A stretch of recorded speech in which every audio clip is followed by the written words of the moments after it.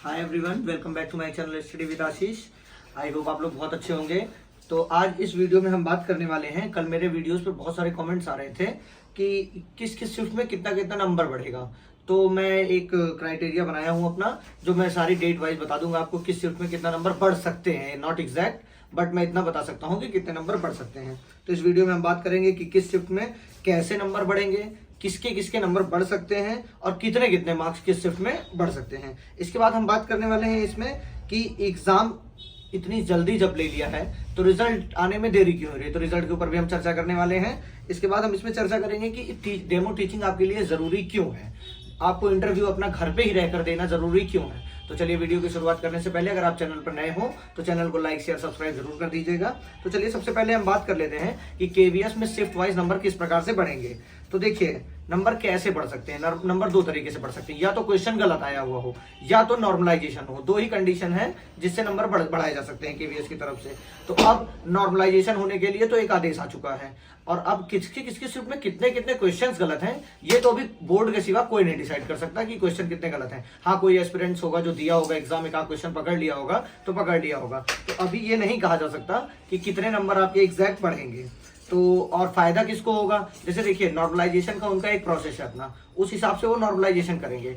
उसमें अब किसका फायदा होगा किसका नहीं ये तो आने वाला समय ही बता पाएगा। लेकिन कुछ जो चीजें देखकर बताई जा सकती हैं उसको मैं आपको बता देना चाहता हूं कि जैसे देखिए 25-26 की तारीख पेपर में बताया जा रहा है कि क्वेश्चंस की आंसर की थोड़ी मिसमैच है। चलिए कोई बात नहीं है, लेकिन 22 तारीख का जो पेपर था और 28 तारीख का, उसमें तो 3-4 क्वेश्चंस गलत भी हैं जिसको हम लोगों को पता भी चला है, और उसमें नंबर ज्यादा बढ़ने के चांसेस हैं। तो ऐसी ऐसी शिफ्ट है, जैसे 21 तारीख को है, अगर इसमें एवरेज मार्किंग कम रही तो ये मान के चलिए कम से कम 4 से 5 नंबर मिनिमम, इससे ज्यादा ही आप मान के चलिए कि आपके बढ़ेंगे। इसीलिए मैंने कहा था जो कट ऑफ बताई थी, अगर आप उतने पे होंगे तो उससे आगे आपका नंबर बढ़ जाएगा। तो आपको अपनी तैयारी बरकरार रखनी है। 22 तारीख में भी कम से कम 6 से 7 नंबर, क्योंकि ये सिर्फ बहुत ही कठिन थी, इसके क्वेश्चंस बहुत घुमा के पूछे गए थे।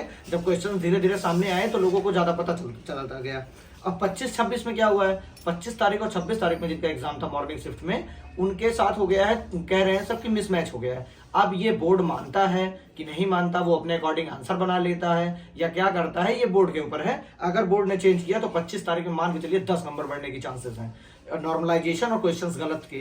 अगर ये है 25-26 तो आप 10 नंबर कम से कम मान के चलिए। और बोर्ड नहीं मानता तब भी 6-7 नंबर तो कहीं नहीं गया है, ये जान के चलिए। और 28 तारीख में भी क्वेश्चंस बहुत ही क्रिटिकल टाइप के पूछे गए थे, मॉडरेट से भी ऊपर हार्ड लेवल के पूछे गए थे। तो उसमें भी ऐसा ही सीन है। अब मैं इतनी चीजें आपको बता दिया हूं। मैंने आपको जो कट ऑफ बताई थी कि जनरल 120 रहेगी, ओबीसी 110 प्लस, और एससी एसटी 100 और पीएच भी 100 के आसपास। तो इन लोग जो भी 100 पे हैं या 120 प्लस हैं तो वो 120 से लगभग 127-28 पहुंच जाएंगे। तो इस अकॉर्डिंग वहां बताया गया था। अब नॉर्मलाइजेशन के बाद आपका उस पर चयन हो जाता है तो कोई बात नहीं है, लेकिन उसके इन सब चीजों के बीच में इस समय एक सबसे महत्वपूर्ण चीज क्या चल रही है, वो है आपकी डेमो टीचिंग करना या इंटरव्यू देना लोगों के सामने आपको।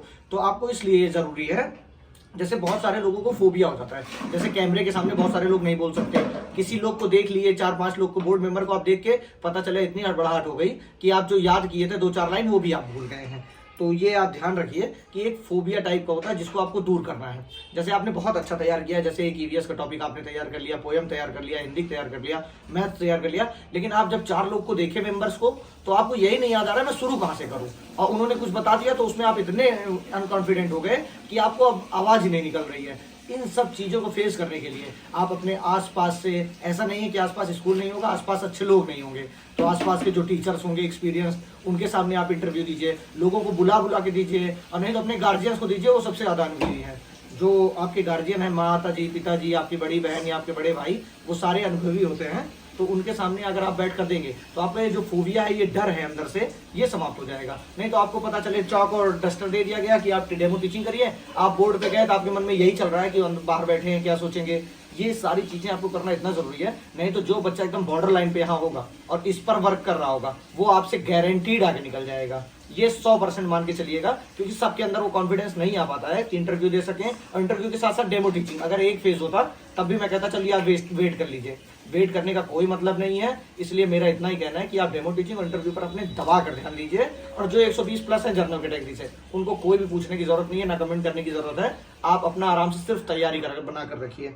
और रिजल्ट कब तक आ सकता है, तो रिजल्ट के ऊपर यही है कि इतनी जल्दी जल्दी में एग्जाम ले लिए हैं और आज 28 तारीख से 28 तारीख आने वाली है 2-4 दिन बाद, तो उसमें रिजल्ट नहीं आया 1 महीने, और 2 महीने के अंदर एग्जाम वगैरह सब लेके निपटा दिए। तो भैया ये तो सीन केवीएस का मुझे नहीं समझ में आया। अगर आप लोग को आया होगा तो बताइएगा कमेंट के माध्यम से, लेकिन ये मुझे बिल्कुल उचित नहीं लगा। अगर आपका ऑनलाइन टेस्ट हुआ है, कोई बहुत बड़ा इशू नहीं है कि आप रिजल्ट तुरंत के तुरंत दे दीजिए, क्योंकि सबसे पहले आंसर वगैरह बन के रखा रहता है। अगर आप 1 महीने बाद उसका रिजल्ट 2 महीने बाद देना चाह रहे हैं और एग्जाम 1 महीने में आप ले लिए हैं, तो ये बच्चों के साथ बहुत ही गलत हुआ है। लेकिन फिर भी कोई बात नहीं है, आप अपना कॉन्फिडेंस नहीं लूज करने की जरूरत नहीं है। अब तो जो हो गया आगे, लेकिन ऐसी गलती मत करिएगा, हमेशा अपनी तैयारी बनाकर रखिए। इसीलिए मैं कह रहा हूँ कि जैसे ये रिजल्ट नहीं दे रहे हैं, आपको लग रहा है टाइम मिलेगा, फिर इंटरव्यू जब डेट आएगी तो आपको फिर से ये 10-15 दिन में टाइम देके करा लेंगे। इसीलिए मैं ये बातें कह रहा हूँ आपसे। और अगर आपको मेरी बातें सब अच्छी लगे तो मेरे चैनल को आप जरूर लाइक शेयर सब्सक्राइब करिए, और ऐसे ही अपना सपोर्ट मेरे साथ बनाए रखिए। आप सबका बहुत बहुत शुक्रिया, और वीडियो पसंद आए तो लाइक शेयर सब्सक्राइब करते रहिए। Thank you so much.